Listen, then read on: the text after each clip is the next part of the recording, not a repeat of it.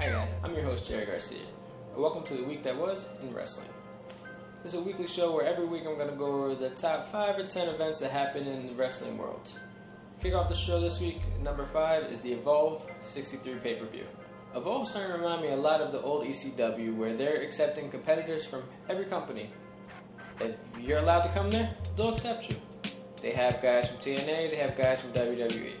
They have that big deal that everyone knows about with the WWE, where they have the Cruiserweight tournament going on. But they also been having on for the past 2 pay-per-views the Drew Galloway and Ethan Carter, aka EC3, invasion angle, where they're going in and they're beating up Johnny Gargano and they're just attacking whoever they want and getting on the mic and just ripping into the WWE, which I think is great. These guys were 2 guys who were essentially wasted. Drew Galloway more than EC3. But they were wasting WWE, and now they're trying to put them back on the map, letting them know, hey, we're guys you missed. This show's filled with guys you missed. You need to pay attention. You know what? That's what ECW was all about. They used to be putting their guys on, putting on the best show, hide their faults, and push to the light all the positive those guys could do. You can wrestle that well, you can talk? Great. Go in there and talk as much as you can and just sell the whole match. Can't really talk, but you can wrestle your behind off? Okay, so just go in there and just wrestle. Don't cut a promo, don't say anything, just go to the ring and put on a great match. Number 4, the Slammiversary pay-per-view. Slammiversary is TNA's version of WrestleMania. Well, it was supposed to be, but obviously they're nowhere near it. But this was actually one of the best pay-per-views I've seen in years.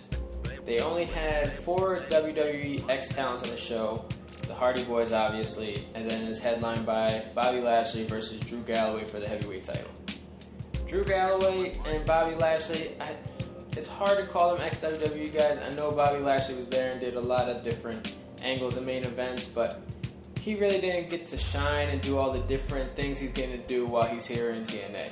The same with Drew Galloway. I mean, after the Chosen One, what did the guy do? 3MB? Come on. He did nothing there.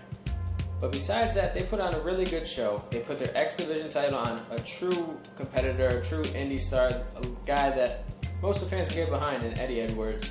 They put the Hardy Boys on in the middle of the show instead of putting them right before the EC3 match, which I thought was great booking because you're still getting a chance to highlight your guys without saying, hey, these are the ex-WWE guys. Oh, now here are our champions. You gave them a chance to shine. You had EC3 and Mike Bennett go on after them. You just really built up a card that was mostly your guys, a few X-Stars, but a solid thing that shows this is our roster going forward. These are our guys. We're here to play. And with all the re-signings they've been doing of their current stars, it's going to be very interesting seeing their next TV tapings, see where they actually go from here, if they can keep up this good momentum. Number 3 is the tag team division finally being highlighted. The tag team division right now is hotter than it's been in years. And I know every once in a while it looks like they're doing a resurgence. You're like, oh, it's going to get back to what it was. And they just don't. But now it looks like they're actually moving in the right direction. They're building good teams in NXT. They're bringing in good teams like Machine Gun Carl Anderson and Doc Gallows. They called up Enzo and Kaz. They called up the Vaudevillains. They brought back the Dudleys. They still have the Usos. They still have New Day. There's a lot of talent in that tag team division just on the main roster alone. Enzo and Kaz are the hottest thing in WWE right now. Enzo's ridiculous on the microphone. He can get any crowd behind him. Kaz, they are strapping a rocket to him. They're doing whatever they want with him to push him beyond the stars, beyond anyone in the company right now. And it's good to see. The kid's good. He held his own with Jericho when Enzo was out. I'd like to see them actually let this team build a little bit more on the main roster before trying to push them that far. And enough with this neck angle. It's really old. It's actually in really poor taste. Yeah, Enzo really got his neck hurt. Don't try to have the Vaudevillains keep doing it. If you had the Dudleys do it, they could do it a little better, a little more tasteful, or actually more villainous. But the Vaudevillains just going to keep doing the same thing. Throw him into the ropes, try to hurt his neck. Alright, we get it. They did it once, it was by accident. But then you got Machine Gun and Doc. They're in the angle with John Cena. They're working with AJ. John Cena's now bringing in the New Day, help him out. These guys are going to be headlining a lot of local shows, probably a lot of TV shows. It's going to be good for tag team wrestling and overall for the company.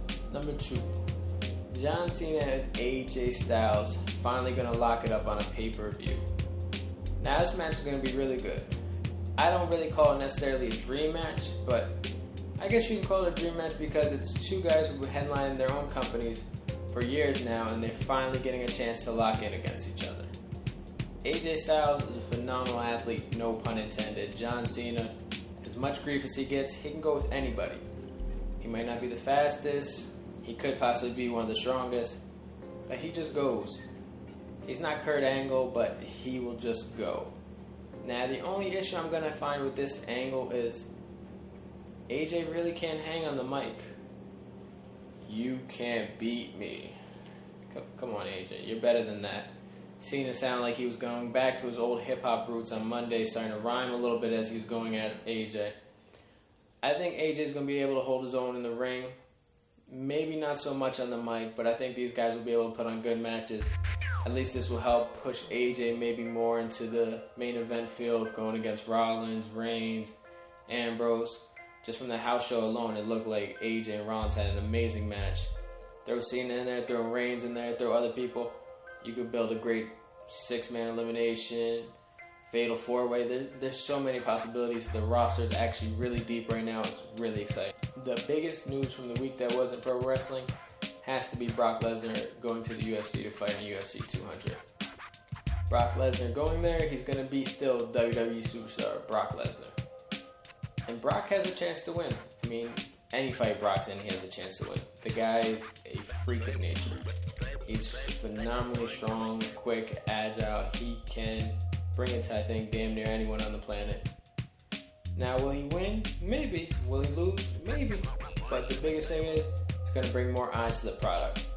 I wouldn't be surprised to see Triple H walking down with them, along with Paul Heyman walking down with them, maybe doing a lot of interviews leading up to it, just to get more public relations on their side, saying, hey, he's fighting, but this is our guy.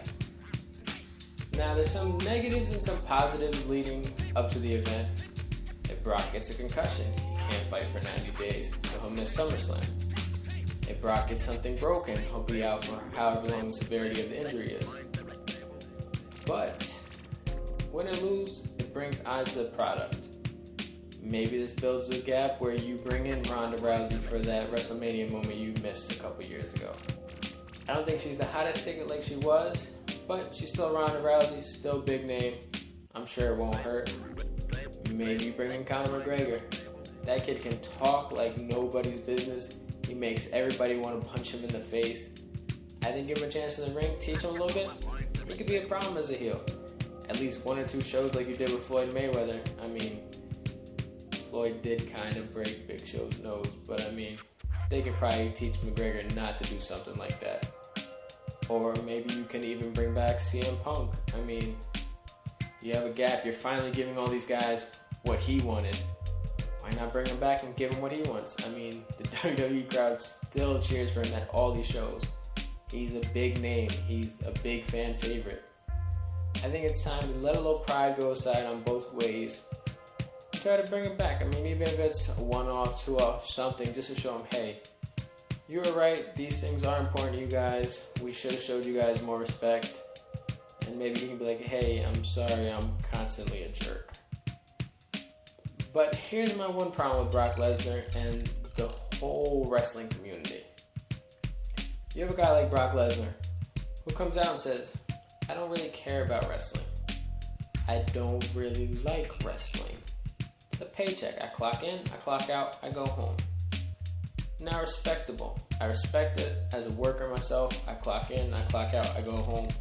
2 jobs, I get it. It's a job to you, you go in, you go out. Then you have people like Dolph Ziggler, Daniel Bryan, CM Punk that the crowds love. They want these guys to be on the top. They want to burn buildings down because these guys aren't in every main event some nights.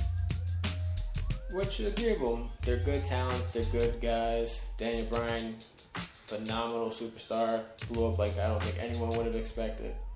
But what I don't understand is you have a guy like The Miz, who grew up like every wrestling fan. He had the toys, he watched the shows, he wanted to be there. So he got on reality TV, brought that stuff to life. He talked more about wanting to be there. It was like, alright, he's a weird guy who likes wrestling, whatever. Then he went from there to Tough Enough, and then he went on and got another show. Miz kept pushing. He kept being a wrestling fan. He loves wrestling. But the IWC hates him. And for the life of me, I don't understand. I mean, as a heel, phenomenal heel. He's on the mic, everything like that. He's a dick. You shouldn't like him. That's his job. Does a great job of it. But overall, there's heels that the IWC loves. They root for, like, oh, he's really good. Miz gets no respect, no congratulations on being one of the top heels in a company that's great. For the life of me, I don't understand it. But thanks, guys, for checking me out. That was the week that was in professional wrestling. You can check me out on Twitter at Blacklight Films with a Z. The guy with an S, he's locked it in. I can't get it from him. It sucks. I hate spelling it with a Z, but you can check me out there, or you can check me out on Instagram at Jerry_J_Garcia. That is my name, Jerry Garcia. If you guys have any comments or anything, just leave it below. I'd love to hear back from you.